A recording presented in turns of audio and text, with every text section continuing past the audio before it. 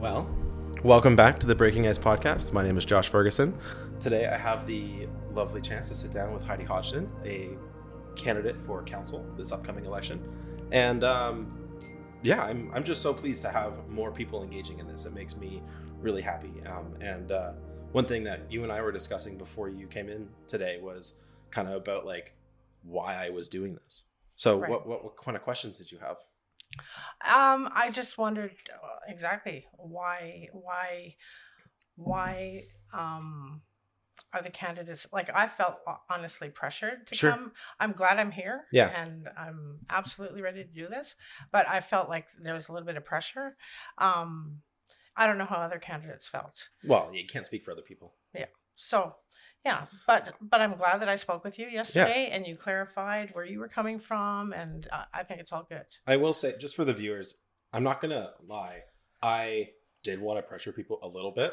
I knew it. Well, my logic there is if you're looking to represent the public, there should be a little bit of pressure to kind of hear what you think so people can make their decision. Correct. And my goal with, having the cameras and having the tools and also just kind of doing the podcast, I was like, this is a chance for me to give back a little bit. So I'm not earning any money from this. This is my own efforts and a little bit about kind of my own interests.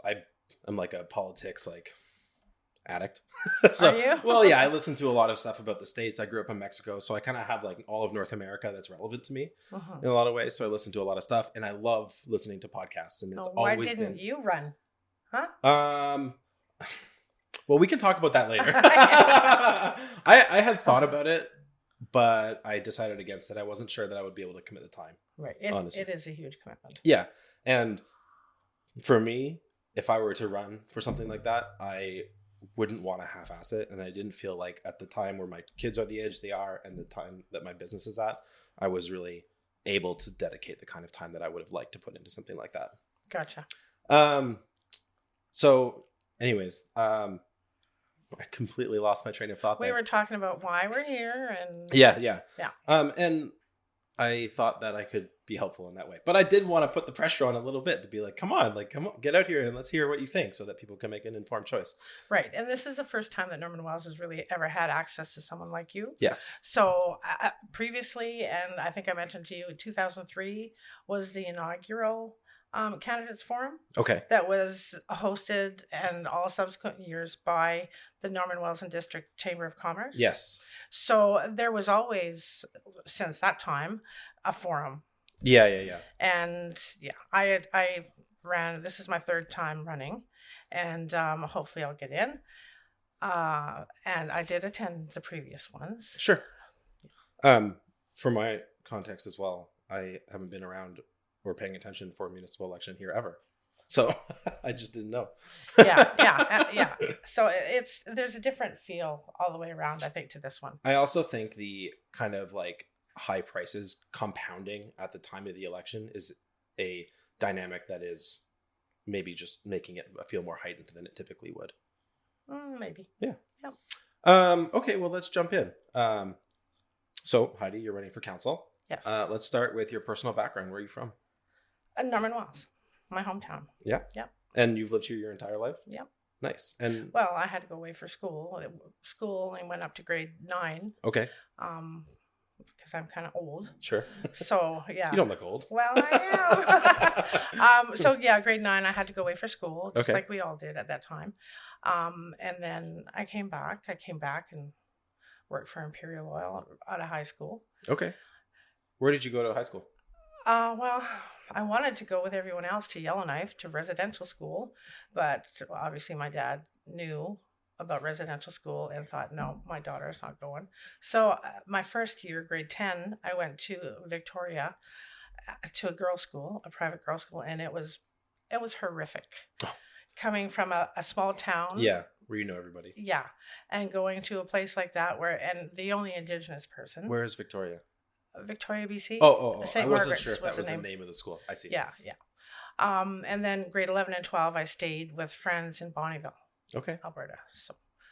And then you came back up here to work for Imperial. Yes. And what did you do for Imperial when you came back? Well, they were just starting. Well, I can't say just starting. They had already moved the houses. I think you must know a little bit of the history about the houses were all Esso Town, Sure. all on the lease. So they'd already begun expanding the oil field. I see. And so I was a radio operator at Camp 19. Oh, okay. Wayne Williamson hired me. Some people will know that name. And so I worked there, and he offered me a full-time job at the main office when that opened. So I took it. So when you graduated high school and took that job, was it always imperative for you that Normals would be home? No, I didn't. I wanted to kind of sow my wild oats. Okay. So after 2 years, I went and I spent a little bit of time in Calgary. Mm-hmm. My parents had a house there. Actually, my brother stayed in the basement suite there when he was getting his heavy equipment mechanic certificate. Okay. Going to SAIT. And I stayed there when I got my business administration / computer degree, because computers were just new back then in the early 80s, right? Mid 80s. And so I stayed in Calgary for a few years and then back here. And what helped you make the decision to choose Normals as home? Well, it's my home. Sure. My mom and dad are here. All of my family was here. Gotcha. Yeah. So it was like a very natural choice to come back and kind of put down roots here. Absolutely. Well, you have roots here, but yeah, absolutely. Cool. Tell me about your upbringing, kind of how it shaped your. I have here political views, but then I say or views on community involvement and my upbringing. So mom and dad were. Community was everything. Yeah. Dad spent 60 years looking after the graveyard. Mom, the same amount of time working in the Catholic Church. Same with dad. They were always involved in the community. Those are the people you went to, people like mom and dad, Monica and Jerry, just the Ruby McDonald, the people who had been here and Staples. lived here. Yes. Yeah. The pillars of the community.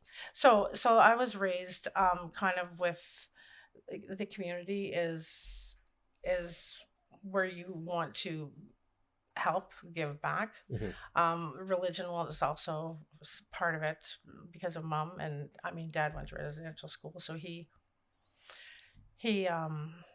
was Catholic as well. And dad instilled in my brother and I just to give to people, to take care of people, to if somebody needs something and you have it, then you give that to them. Mm. If that's the way we were raised. Kind of like treat people the way you would like to be treated, and kind of if you have the resources, then provide the resources. It's a little bit more than treat people the way you want to be treated. It's more of the Dene law. You give what you have if you can. I see. Even if you've got $100 and your friend or whoever needs it, then that's what you do. You give that away because you're okay, and they're gonna be okay. Yeah. With that. So it's like a sharing of wealth. Yeah. To help. That's the indigenous everyone way. Be in a similar place. Yeah. That's my dad in a nutshell. Okay. Yeah, he was a beautiful human, and mom as well. It was all about family. It was all about community. It was all about the church. And a lot of those values are about family and community too, right? So they kind of do mesh. True. Yeah. Yep. True. Okay. Well, our next topic is thanks for that context. That was great. No problem. Our next topic is political motivation and experience. So, when did you first become interested in local politics? I didn't know that you had run for council before. So. Yeah. Actually, it was at quite a young age. My dad, I'm gonna keep referring to. No, it's so relevant. It is. It is. So it was him and Ruby McDonald and Pete Fraser, maybe one other individual that I can't recall, who they started the Métis Local here, the Métis Local 59, which then negotiated land claims, which now is the Tsikotli Government Northern Wales Land Corp, TGG, whatever you want to call it. Sure. So I was interested in my early 20s. Okay. When I returned from Calgary, I sat on the Métis Local 59 board, and I really have continued to sit on there since. And that's an extension of your interest in local politics, interest in communal well-being, and all that kind of stuff. Yes, and Indigenous voices. And Indigenous voices. Fair. Yes. Okay, so why are you running for office now? Well, I guess I should have expanded a little bit and said that in 2003, my daughter was 3, and I thought, you know what? I have always been interested in what goes on in the community. Sure. And I think I'm going to run for council. So I was blessed to get in, and it was a lot of work. Mm-hmm. A lot of work. But it was really good. It was really good. I honestly think that community members should take a stab at sitting on council. It's a lot of work. It's a thankless job. You can never please You're everybody. Really selling it. Well, it's true, right? It's true. Yeah. So in 2003, that was my first time. And then, the last time was 2015 to 2017. And we all know what happened then, the debacle we were dissolved. And so I was on council during that time. Okay. So this will be my third kick at the cat. Gotcha. Yeah. What is it that inspires you? Because you were talking about it being a thankless job, and you felt like, but your time in your first council was so like fantastic for you. I felt it was, yes. Yeah. And so what is it about kind of being involved on council that inspires you? Well, in 2003, when I sat on council, it was a different sense of community at that time. Sure. And I really want to get that back. Yeah. I have time. I have energy. I have commitment and dedication. I've got experience. I've worked for Imperial Oil for well over 30 years. I'm retired now, so I have the time, and I want to give back to the community, and I want to somehow get us back to the close-knit community that I grew up in, and that really was up until just a few years ago, really. Do you think COVID made a big difference in that? Like, at least... Huge. Yeah. Huge difference. Yeah. I know it did for me. Yeah. I honestly, I don't know this place pre-COVID. I showed up in August of 21. In 21, yeah. Yeah, so it, literally I was like coming from Ontario being like, I can't stand the lockdowns, because we had just been in so many lockdowns, and my wife was up here for 3 weeks before me going, no one's even wearing masks. We love it here. And I literally showed up, and the next day they were like, everyone stay in your house for 3 weeks. I was like, oh my God. That's when we must have had the breakout. Or Yeah. I think it's like one of the first few cases or whatever. Yeah. But anyways, enough about me. I had a couple questions, because you were talking about, local people not getting involved so much, and maybe it being intimidating or whatnot. And that is something that I see in Canada at large, and in a lot of places, that people aren't really kind of assuming their civic responsibility. And I didn't say that. No, this is what I'm saying. Okay. These are my words. Okay. Specifically, just to be clear, these are my words. Okay. Well, but I do want to make the case that, like, because so often we like think about government as like other than, and really it's just like people who decide to get involved. And if you have skills and you have time and you're competent and you want to make a difference, so often even those people who feel like that way decide not to get involved, and then that just leaves room for maybe other people to get involved who don't have the motivations that, or whatever. Yeah. And I think this is like on a national scale, but it seems to be a microcosm up here, that the more people that get involved, the more people that, are paying attention and working towards those kinds of things, the healthier our communities will be. Absolutely. Yeah. And the more people that get involved, the more people that take their turn on council, as well as contributing in a meaningful way within the community, whether it be volunteering or committees, or whatever. Yes. Yeah. Yeah. All that kind of stuff is hugely important. And on a personal note, I felt like this is something I could offer to that space. Touche. So we talked about why are you running for office now? Oh, you talked about wanting to get that feeling back. Okay. And I see that there's a need. Yeah. There's a need for for people who have the time and who can bring with them some experience, who have been here for a while, perhaps that know some history and that maybe can help guide things. Certainly. Well, and having a diversity of opinion, I think, is the only way to make things healthier. 100%. Yeah. Yeah. The next question is, what are your primary motives for running for council?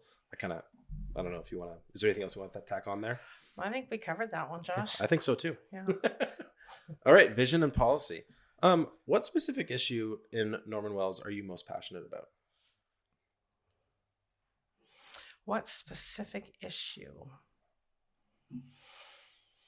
You don't necessarily have to define it as an issue. It could be topic or... Yeah, I'm just thinking. Well, I did already speak to the feeling of community that I want to get back. Yeah. But there are several concerns that I have. I mean, aside from the ones that are blatantly in our face, like the soaring costs of food, fuel, resupply, all of it. I know when I was raising my children, I was involved. I volunteered. I was a spark leader, a brownie leader, a guide leader, and there was speed skating. We had karate. We were involved in everything. If your kids were there, then you were involved as a volunteer. So I would love to see Norman Wells have that back. Yeah. And I don't know how to engage people. I don't know what the answer is there, but I would absolutely like to work towards that, because I see that we're losing, it appears to me anyhow, that we're losing our youth to addictions, and that really scares me. Drugs, alcohol, but I'd also say video games and things like that. Yes, absolutely. Like sitting on TikTok for hours on end. Yeah, phones. It's scary. Yeah, I agree. Yeah. So that to me is something that I would like to. And do you view the antidote to that, other than like parent rules, but more having options of recreation and things like that for kids to do? And if there's not those things, then they just kind of resort to the easy. And for them to feel valued. Yes. Like, why couldn't we have a committee of council that is made up of youth? Sure. That could help, highlight the things that they see a need for, or whatever the case may be. So, yeah. Okay. So that's one thing. Yeah, for sure. What is your long-term vision for Norman Wells? And give us a sense of how you'd like to make that a reality. I would like us to, I want a highway. Yeah. I want to increase the economy of our town. I don't know how long Imperial Oil is going to be here. Nobody does. Sure. My dad always said that there's oil seeping into that field, and that's why it's been, has gone on as long as it has, and it's going to continue to. But yes, eventually. Oh, he's saying that field is being fed by another field. He always firmly believed that.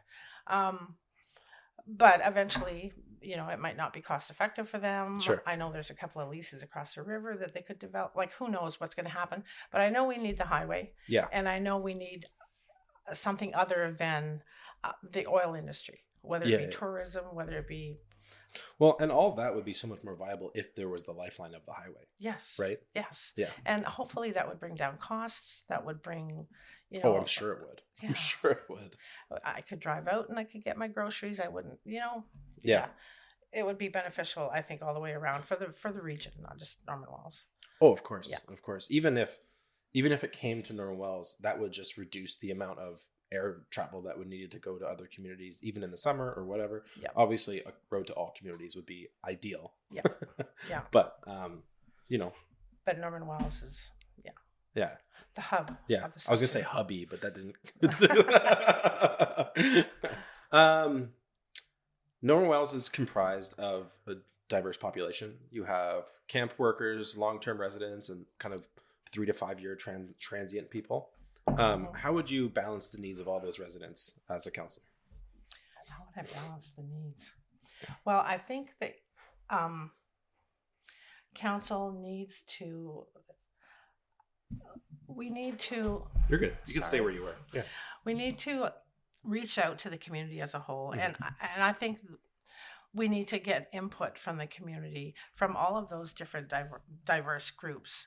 What do these camp people need? I'm thinking not a lot, but the people that are here for 3 to 5 years, their needs are going to be different. Yeah. The long-term residents, the people who have lived and who are going to die here, their needs are going to be different. So I think that we really need to reach out to the community and find out exactly what it is that we can do for them. I think a good example of something that benefits everyone, no matter, your situation, is the recreation. Because those rotational workers get involved, they're up here for weeks. Yes. And yeah. They'd be good volunteers. They'd be great volunteers. Yeah. Okay. Next topic is governance and leadership. So we just kind of want to, define leadership, what leadership means to you in the context of a municipal government. Leadership to me means, I'm representing the people that vote for me. Sure.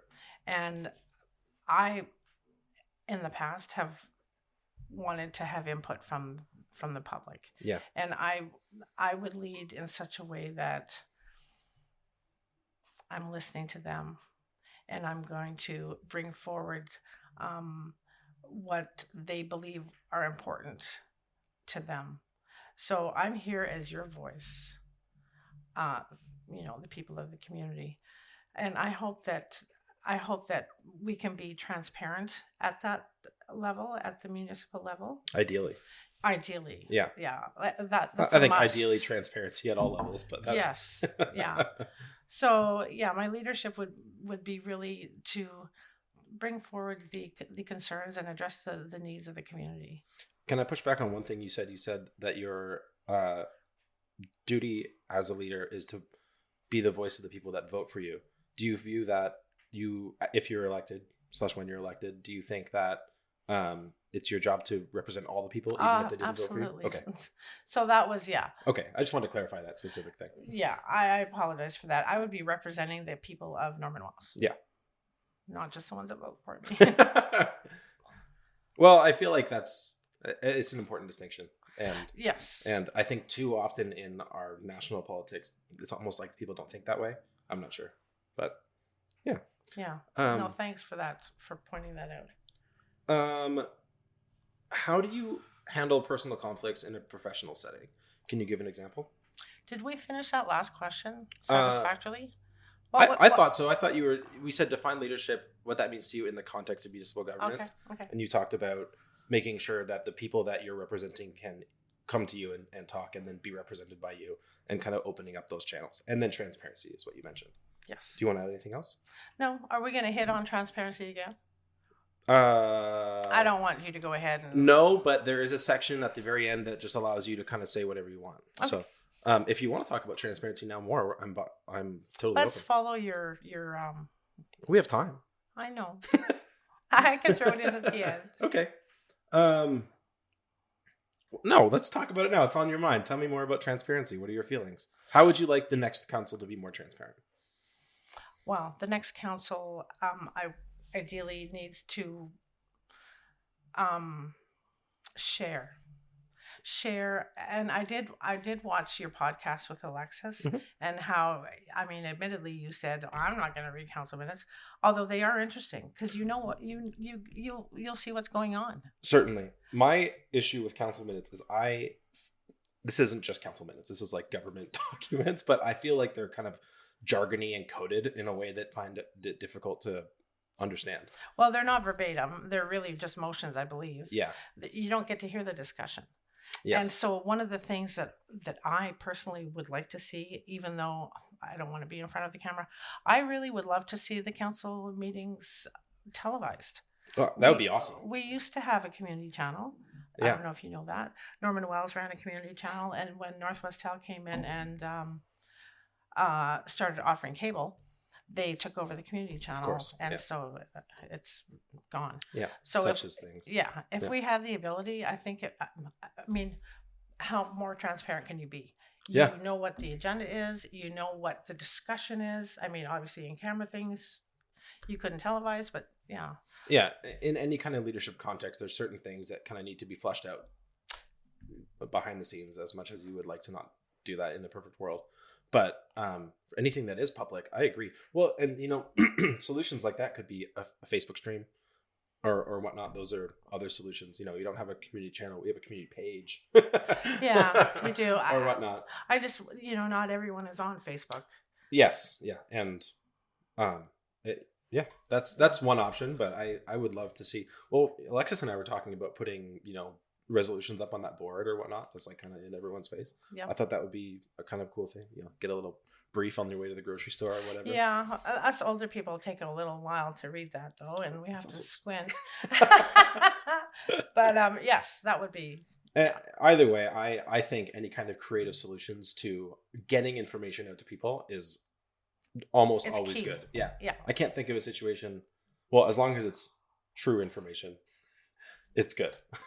Yes, we used to have a Mackenzie Valley Viewer, and in there was a summary of the council. Is that like a magazine or something? A newspaper. Oh, okay. Yeah. Nice. Yeah. Well, something like that would be so cool. That would be fabulous. I always joke with Josh Rose that I wish we had a community channel so that we could do really kitschy commercials for Ramparts where there's like turkey swirling behind it and things like that. Like on a blue screen. Yeah. Anyways. How do you handle personal conflicts in a professional setting?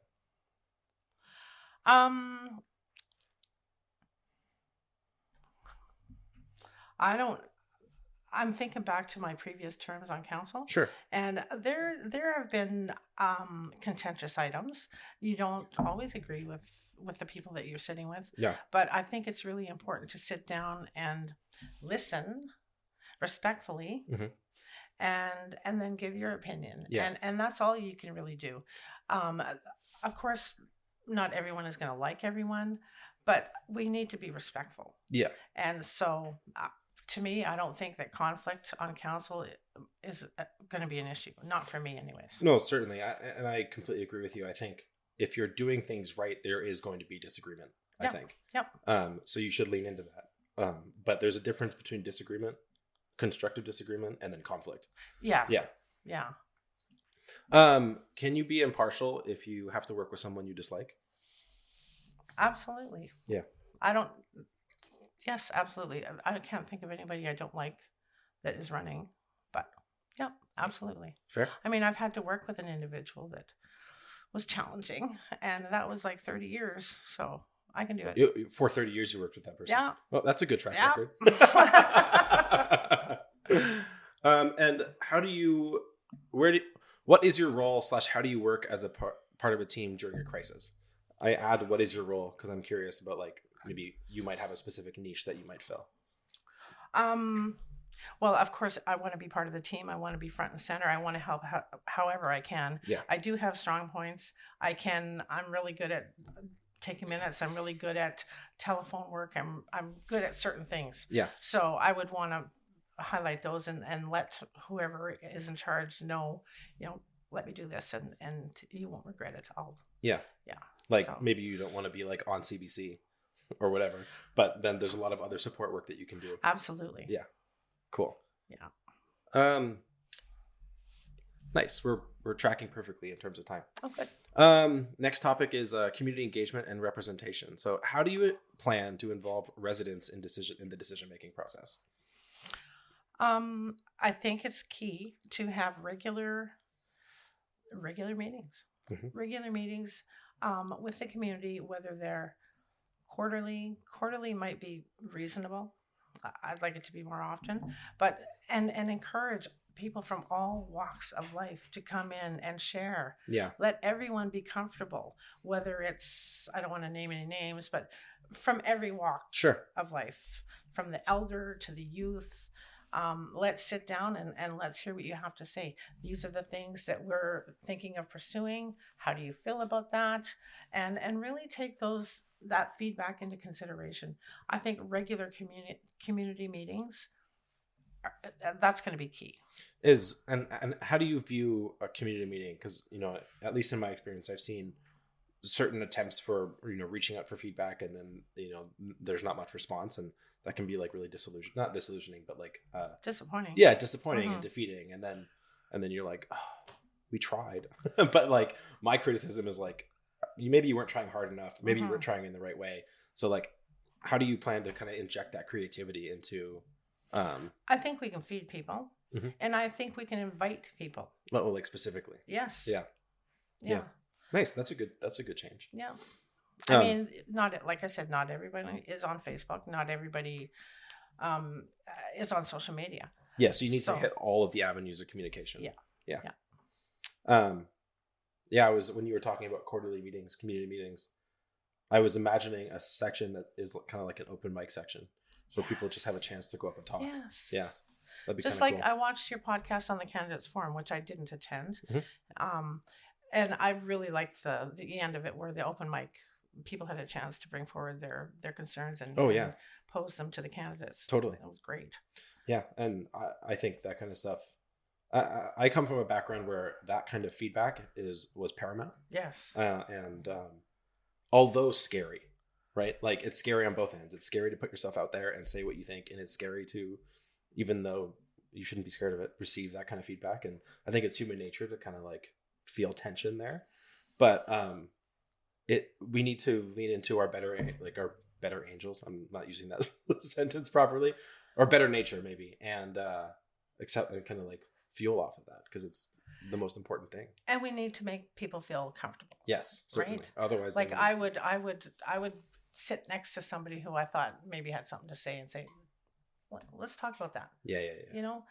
Let's like, we're not here and you're here. We're together as a community. And so that's, I think we could engage people if they felt comfortable. But I know a lot of people sometimes don't feel comfortable, and there's trepidation, but and I think we can work around that. It's also not obvious for that person or for anyone else how much of that is just an internal thing. True. You know what I mean? Yeah. Like, I felt trepidation before to do a lot of things, and then I did them, and they weren't nearly as scary as I thought they were going to be. That's how I felt about today. Look at us now. I hummed and hawed about doing not the political side of this, but just the podcast for about 6 months before I actually did it. Is that right? Yes. Because it's scary. It is. Yeah. But you do really well at it. Thank you. So just another thing to add to that, community engagement. Yeah, please. I mean, to get people involved, if we had a meal, say, and we all sat around the table. What's a meal, say? A meal. Oh, a meal. Gotcha. Say. If we all, I've been told I mumble, so I apologize. If we sat around the table and had a meal and we talked. Yeah. So we all feel comfortable. We're all on the same level. Yes. Yeah. I love those kinds of ideas. Yeah, and I think part of it is just not being afraid to actually do the work. People go, oh, no one's going to show up. And then it's like, okay, well, then if you just give up before you do it, definitely no one will show up. Right. Yeah. And it doesn't necessarily have to be in like the biggest, most, it could be in a smaller venue, say like the Tigotne Wellness Center. Sure. Where it's smaller, tight knit, but yet we can still talk. Fit a lot of people in there. Yeah. And still talk. And so, yes. I think all that kind of stuff is great. Given the unique governance structure in the Sawtooth, how do you view the relationship between municipal and Indigenous governments? The current relationship between the municipal and Indigenous governments within the region or in Norman Wells, I think there's some opportunities for improvement for sure. I think that in order for us to be successful as a community, we need to work together. Couldn't agree more. Yeah. We need to see the value in each other. And I'm not sure that we're there yet, but that would be one of the things. And I should have said that when you asked me what are the priorities. You could say it now. That's one of my priorities. Yeah. It's been an opportunity for improvement for quite some time. Like I'm saying, since the early 2010s. Gotcha. Yeah. So I think that we need. It's like 15 years. Yeah. Yeah. And I think it's up to council to make that move and invite the land corp, the board, and sit down and as a talk. resident who had no context for any of this coming here, I thought it was strange sometimes when I would see like parallel events happening. And I was like, but that's not even the point. Like that's just seemed like a symptom of the issue of the division. Problem. Yeah, and like obviously you want people who have influence, who have leadership, and who want the best for the community. I assume everyone's working for the best of the community, and you might disagree on some points, but there's no way to coalesce or maybe aim in a direction that's more true unless you talk. Yes. Yeah. Yeah. Well, I'm a huge advocate for that. Good. I think most people are. I think most people want that. Yeah, for sure. Nice. Cool. So economic development, we're going to talk about the business community a little bit. So, before kind of doing all this and being involved in Norman Wells, I had never really like personally thought about what the role of a municipal government was, like just growing up. And as I understand it, it is to kind of make sure that the basic needs in terms of like water, sewer, and all those kinds of things are delivered through the tax base, I guess, here. Yeah. And do you think that the town should play an active role in supporting the business community? Or do you believe that it's kind of better to kind of get out of the business community's way and let them do their thing? Well, I guess it depends on what you mean by active role. Sure. I do believe that the town, and I'm sure even now, they want business. They want businesses. They want people to be successful. They want people to stay here. They want to grow the economy. And I think the town of Norman Wells, that maybe isn't necessarily their mandate, but I don't think that there should be roadblocks to being successful. And I know that in the past, there have been roadblocks. So that would be something that I would want to work towards removing, so that, people from all walks of life, it doesn't matter who you are, can be successful in business. Yeah. Before I started my media company, I had thought about cooking because I can cook. Brilliant. And I was kind of looking into the regulations and the bylaw and whatnot, and I got completely dissuaded from doing so. That's so sad. I know. Well, there were some things like you need 2 sinks and whatnot, and I was like, I'm not going to renovate a rented house or things like that. But I'm confident, I'm confident in my ability of like being able to cook safe food. And I just felt like there was all these rules that. And that's, Josh, sorry to cut you off. No, please. That's where I think that we kind of get caught up in all of the, the bureaucracy, the red tape, the needless bureaucracy. We're a small little northern town. And I think that we should be conducting ourselves that way. If we need Josh to cook, then let's let Josh cook. Yeah. There are other people in the community that bake and that cook and so on and so forth. And I think a few have been shut down. And it breaks my heart when things like that happen. Yes, it's unnecessary. If you can just get out of people's way, I think so much they can. It's surprising how innovative people can be with so little. Yes. Right. And it's just a matter, because like if so many people want to start their own businesses or do their own thing or and whatnot, but the cost to getting into it is so high, whether that be regulation or whatnot, that, at least in my view, I'm like, get out of the way. Yeah. We need to support. Yeah. And how do you view the town of Norman Wells and the next council being able to do so?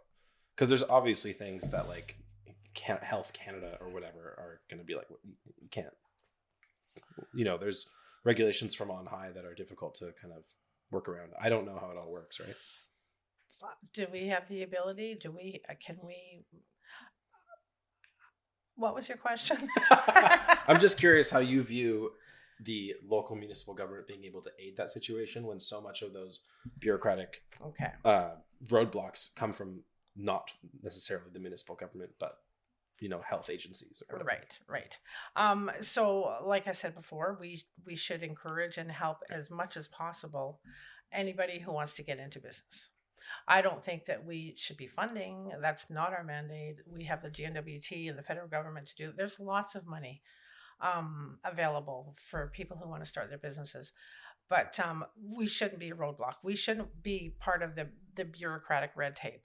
And so I would want to remove that as much as I possibly can to encourage people to, it takes a lot to start your own business and to run your own business. It's a huge commitment, and we should be supporting that. My next question is, how do you assess the current support for local business by the town, and what changes would you like to assess? I feel like you kind of answered that, but is there anything you'd like to expound upon? No. Okay.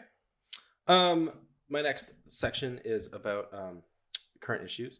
And one of my first question, and this was, relevant. I think some things have changed since I wrote these questions, but regardless, what is your opinion about the SSI decision, and how do you view that and the environmental assessments impacting the wells?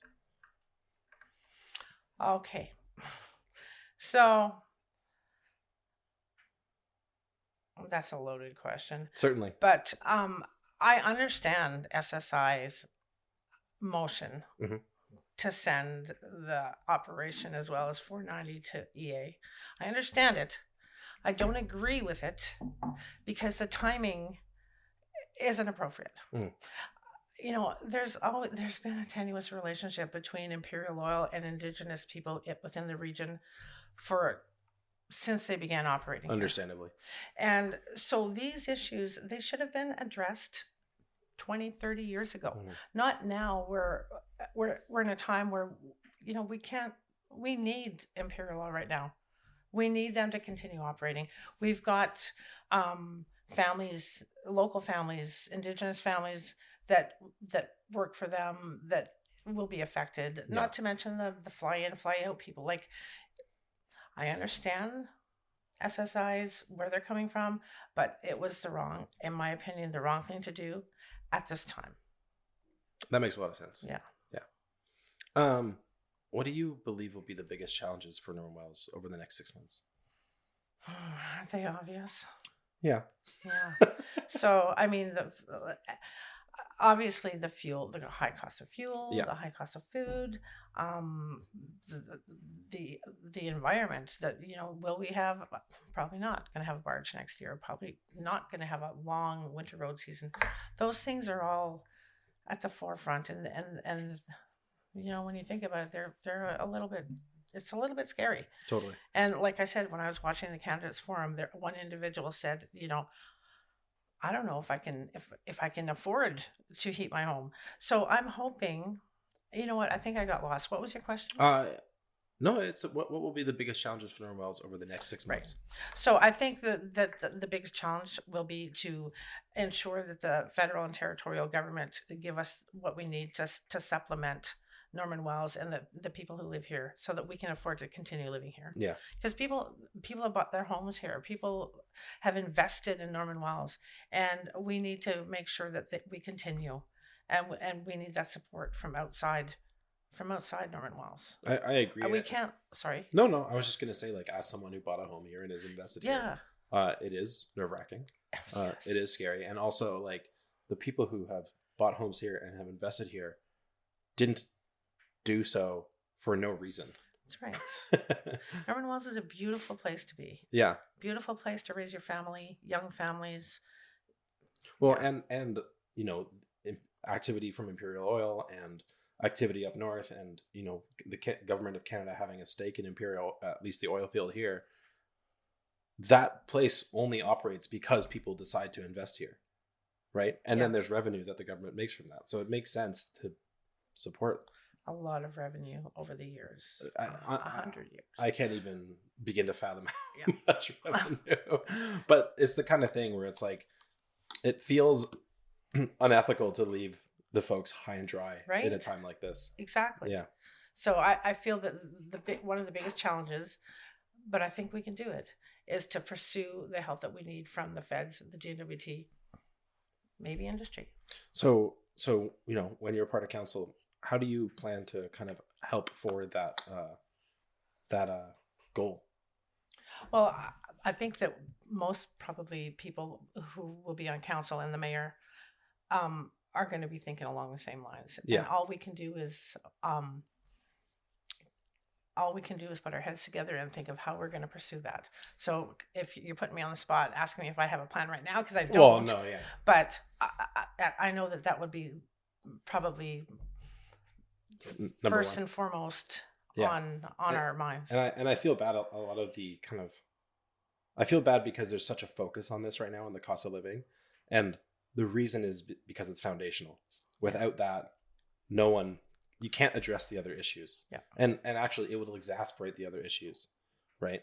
So there are no other issues, really. Well, yeah. Because that's you can talk about addiction and drugs and things like that, but that will get worse with people not being able to afford to live here and cope with the getting worse. Yeah, certainly. Yeah.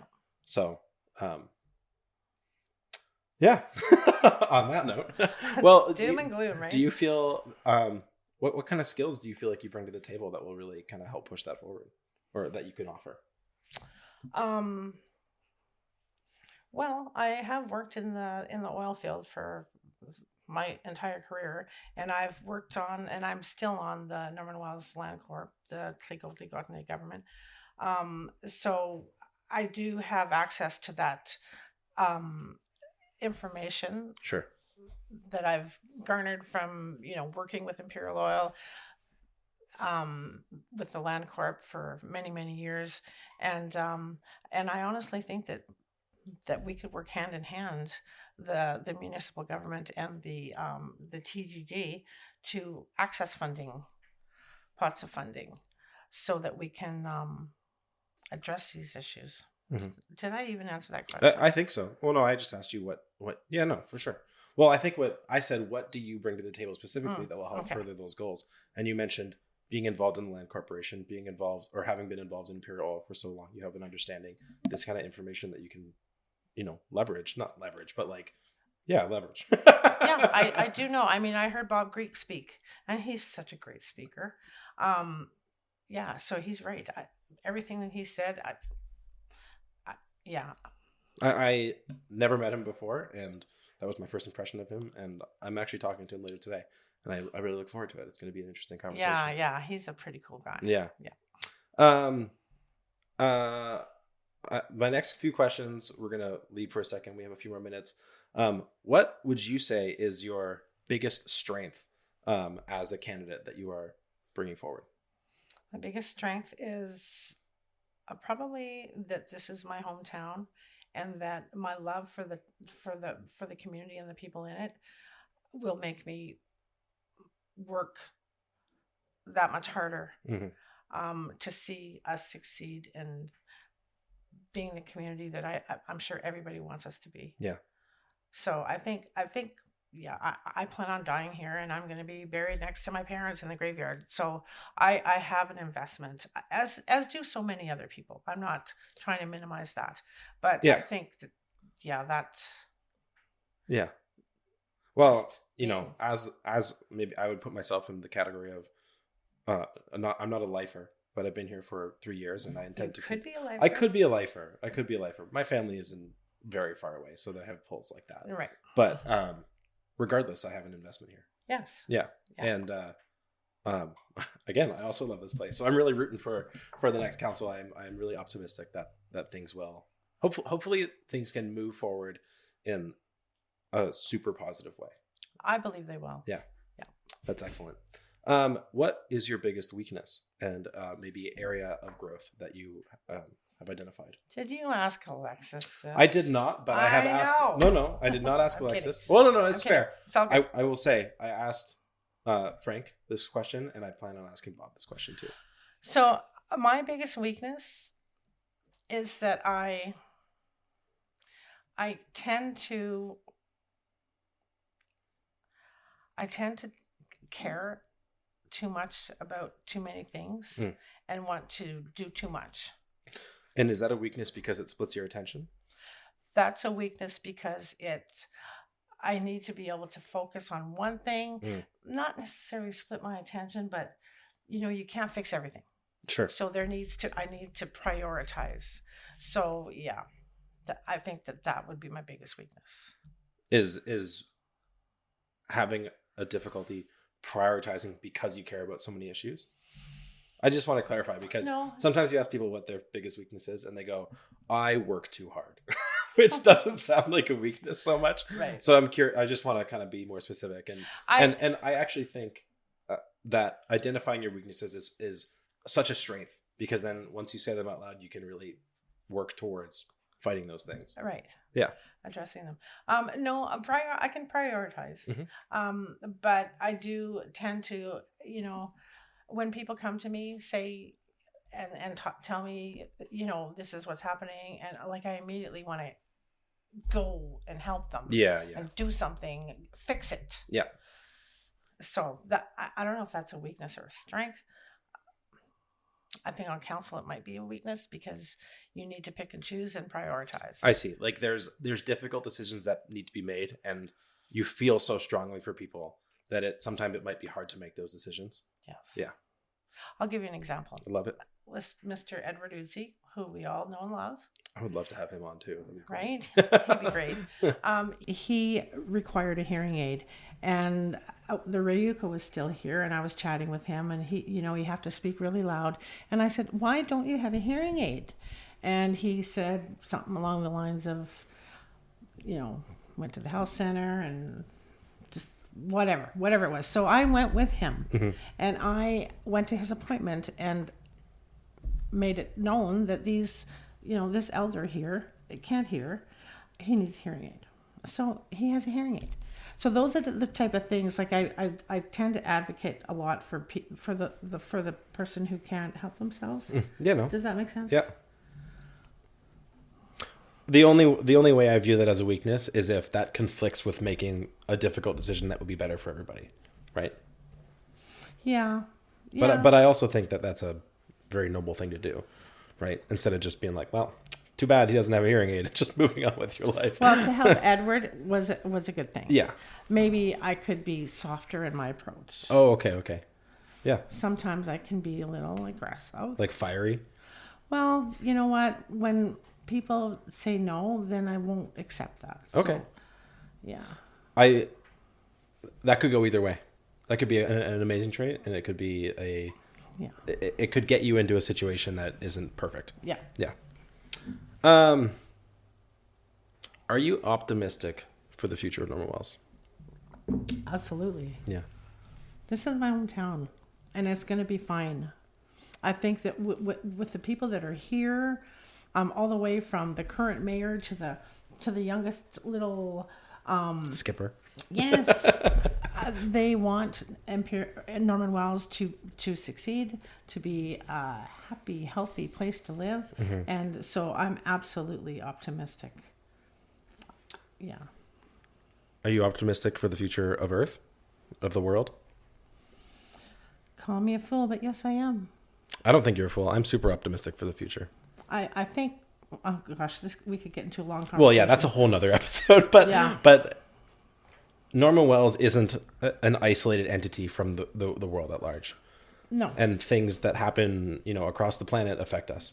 True. And that's why I felt when I was writing my questions, I was like, are you optimistic for the future?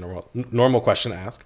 And I was like, there's so much happening in the world right now that can be pessimistic and dark and stressful. And I'm curious about the candidates running, if they do have an optimistic future for the world, because I think that informs, if you don't, it can be, you can lose motivation. Yes. Yeah. No, you do. How come? Why do I? Because I think that there's a movement. It may be hard to see, and I'm talking from an Indigenous perspective now. I think more now than ever, Indigenous people are getting involved in, taking care of the land. There's a lot of land back movement. There's so many things happening that a lot of people may not even be aware of. And I think really that's going to have an impact on the world. And I know, there's wars going on. But I do think that common sense will prevail. And,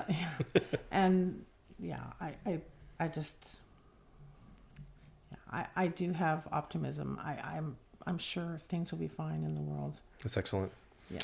Is there anything you'd like to say directly to the residents? Please use this time to do so. If you'd like to, you can look at that camera, and if not, you can look at me, whatever you feel more comfortable with. Well, first of all, I want to thank you, Josh, for allowing me to come on here and share my views and answer your questions. Oh, thank you for coming on. It's been a lot easier than I thought it was going to be, to be honest. And I hope that I will be elected to council. If not, I wish whoever is all the luck in the world. I'm sure you'll be successful, and go out and vote. Go out and vote. Yeah. Heidi, thank you so much for coming on. It was an absolute pleasure. Thank you.